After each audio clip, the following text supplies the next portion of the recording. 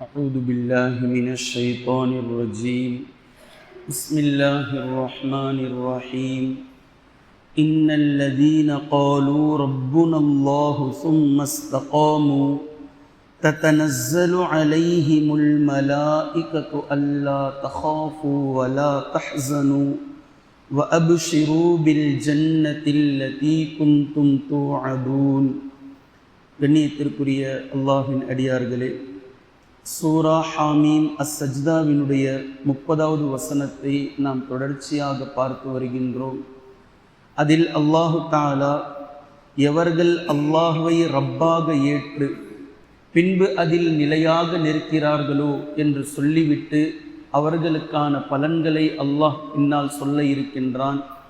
இப்போது நாம் அல்லாஹ் என்றால் யார், ரப் என்றால் யார், அல்லாஹ்வை எப்படி ரப்பாக ஏற்பது, பின்பு அதில் நிலையாக எப்படி இருப்பது என்பதை பற்றி சுருக்கமாக கொஞ்சம் கொஞ்சமாக நாம் பார்த்து வருகின்றோம். அதில் சும்மஸ்தகாமு, இஸ்திகாமத் என்றால் என்ன, உறுதித்தன்மை என்றால் என்ன என்பதை பற்றி நேற்றைய தினம் சுருக்கமாக ஒரு சில விஷயங்களை நாம் பார்த்தோம். அதே போன்று இந்த இஸ்திகாமத் மார்க்கத்தில், தீனில், ஈமானில், இஸ்லாத்தில் உறுதியாக இருப்பது பற்றி பலதரப்பட்ட வரலாறுகள் நமக்கு கூறப்படுகின்றது. எல்லா இடங்களிலும் அவர்களுடைய உறுதித்தன்மையும், அவர்கள் உறுதியாக இருந்ததும், அவர்கள் உறுதியாக இருந்ததினால் அல்லாஹு தாலா அவர்களுக்கு கொடுத்த மிகப்பெரிய பொக்கிஷங்களை, அல்லாஹு தாலா அவர்களுக்கு அவனிடத்தில் கொடுத்த அந்தஸ்தை பற்றி அல்லாஹு தாலா காட்டுகின்றான். இந்த இடத்தில் சுருக்கமாக நாம் புரிந்து கொள்ள வேண்டும். ஒவ்வொரு நபிமார்களிடத்திலும் இருந்த உறுதித்தன்மையை அல்லாஹு தாலா குர்ஆனில் பேசுகின்றான். அதில் மிக முக்கியமான நபராக அல்லாஹு தாலா இப்ராஹீம் அலைஹிஸ்ஸலாம் அவர்களை முன்னிலைப்படுத்துகின்றான். இப்ராஹீம் அலைஹிஸ்ஸலாம் அவர்களுக்கு எத்தனை சோதனைகளை அல்லாஹு தாலா கொடுத்தானோ அத்தனை சோதனைகளையும் அவர்கள் சாதனைகளாக மாற்றி வெற்றியடைந்து காட்டியிருக்கிறார்கள். எந்த சோதனையும் இப்ராஹீம் அலைஹிஸ்ஸலாம் அவர்களுடைய ஈமானை, இஸ்லாத்தை தளர்வடைய செய்யவில்லை. மாறாக எந்த சோதனை இப்ராஹீம் அலைஹிஸ்ஸலாம் அவர்களுக்கு வந்ததோ அந்த சோதனைகளை இப்ராஹீம் அலைஹிஸ்ஸலாம் அவர்கள் தளர்வடைய செய்திருக்கிறார்கள். அதை அல்லாஹ் என்ற முஸ்லிம்களுக்கு, ஒட்டுமொத்த முஃமின்களுக்கும் அமலாக மாற்றிவிட்டார். இப்ராஹீம் அலைஹிஸ்ஸலாம் அவர்களுக்கு கொடுத்த சோதனைகளை இப்ராஹீம் அலைஹிஸ்ஸலாம் அவர்கள் வென்று காட்டியதால், அவர்கள் அதில் உறுதியாக தன்னுடைய ஈமானை கொண்டு நிலைத்து நின்றதினால் இன்று ஒட்டுமொத்த மக்களுக்கும் அல்லாஹு தாலா அதை அமல்களாக மாற்றியிருப்பதை நாம் கண்கூடாக ஒவ்வொரு வருடங்களும் பார்க்கிறோம். இதே போன்று நூஹ் அலைஹிஸ்ஸலாம் அவர்களை அல்லாஹு தாலா பிரத்யேகமாக குர்ஆனில் பேசுகின்றான். 950 ஆண்டு காலம் தஅவா பணி செய்ததற்கு பின்னாலும், இந்த தௌஹீதை தப்லீக் செய்ததற்கு பின்னாலும், அவர்களுக்கு கொடுக்கப்பெற்ற நுபுவத்தை, ரிசாலத்தை சரியான முறையில் அவர்களுக்கு கொடுத்த பொறுப்பை அல்லாஹு தஆலா அழகான முறையில் அல்லாஹுக்காக அவர்கள் நிறைவேற்றியதற்கு பின்னாலும் அந்த மக்களுடைய தாங்க முடியாத கஷ்டங்கள், அந்த மக்கள் நூஹ் அலைஹிஸ்ஸலாம் அவர்களை செய்த கேலி கிண்டல்கள், மன உளைச்சலுக்கு மிகுந்த ஆளானார்கள். அல்லாஹ்விடத்தில் கடைசியாக ரப்பி அன்னி மக்லூபுன் ஃபன்தசிர், யா அல்லாஹ் நான் தோற்று போனவனாக இருக்கிறேன். எப்படி இருக்கும் இந்த வார்த்தை? யோசித்து பாருங்கள். ஒரு இறை தூதருடைய வாயிலிருந்து வரக்கூடிய வார்த்தை. அல்லாஹ் கிட்ட சரணடைகிறாங்க. ரப்பி அன்னி மக்லூபுன் ஃபன்தசிர், யா அல்லாஹ் நான் தோற்று போனவனாக இருக்கிறேன், நீ எனக்கு உதவி செய். எந்த பணிக்காக நீ என்னை அனுப்பினாயோ இதை நான் சரியா செய்யலன்னு நினைக்கிறேன். இந்த மக்கள் ஈமான் கொள்ளலையே, அவர்கள் சரியாகத்தான் செய்தார்கள், மிக தெளிவாகத்தான் செய்தார்கள். ஆனால் தன்னுடைய பணிவை அல்லாஹ்விடத்தில் உச்சகட்டமாக வெளிப்படுத்துகிறார்கள். ஒருவேளை எந்த பணிக்காக நீ என்னை அனுப்பினாயோ அந்த பணியை நான் சரிவர செய்யவில்லை போலும், இந்த மக்கள் ஈமான் கொள்ளாமல் இருக்கிறார்களே, நான் தோற்று போனவனாக இருக்கிறேன், எனக்கு நீ உதவி செய்வாயாக என்று நூஹ் அலைஹிஸ்ஸலாம் அவர்கள் மனம் திறந்து அல்லாஹ்விடத்தில் துஆ கேட்பதை நம்மால் பார்க்க முடிகின்றது சூரத்துல் கமரிலே.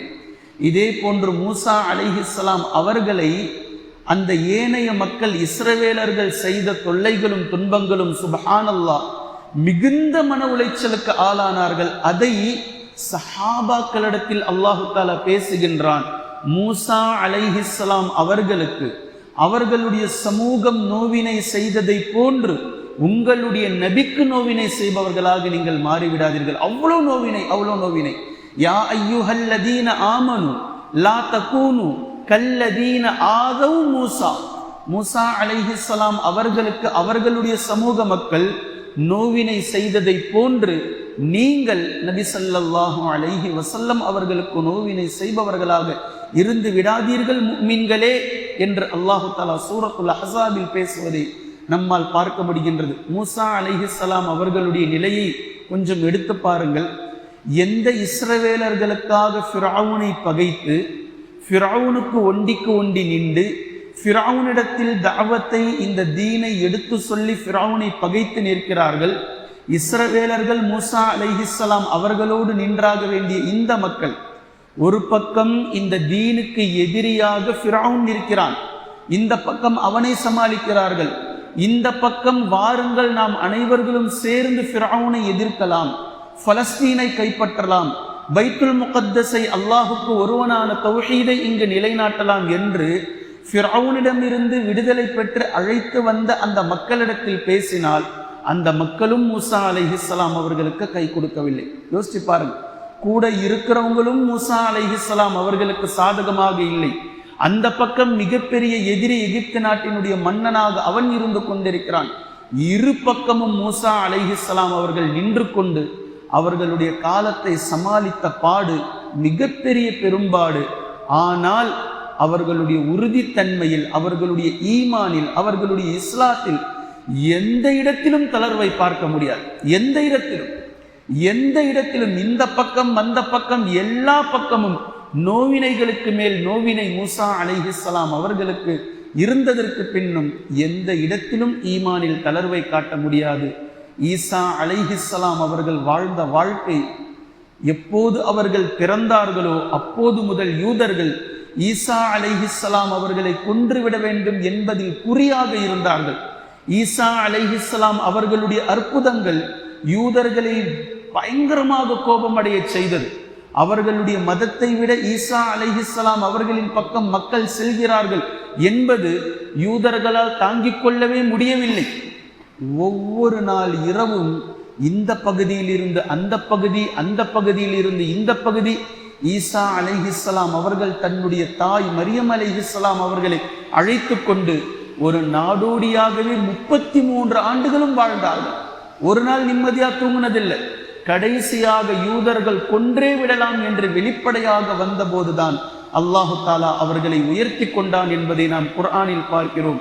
ஈசா அலைஹிஸ்ஸலாம் அவர்களுடைய நிம்மதியற்ற அந்த வாழ்க்கை. ஆனால் எந்த இடத்திலும் அல்லாஹு தாலா அவர்களை எதற்காக அனுப்பினானோ அந்த மக்களுக்கு செய்யக்கூடிய சேவையில் ஒரு குறைவும் வைக்கவில்லை. குஷ்ட நோயாளிகளுக்கு மருத்துவத்தை செய்து கொண்டிருந்தார்கள். கண்குருடர்களுக்கு, அதாவது பிறவி குருடர்களுக்கு ஈசா அலைஹிஸ்ஸலாம் அவர்கள் பார்வையை கொடுத்து கொண்டிருந்தார்கள். அத்தனையும் அல்லாஹ்வின் உதவியோடு. சில வேளைகளில் சில நேரங்களில் இறந்தவர்களையும் உயிர்ப்பித்தார்கள் அல்லாஹ்வினுடைய அனுமதியோடு, அல்லாஹ்வினுடைய உதவியோடு.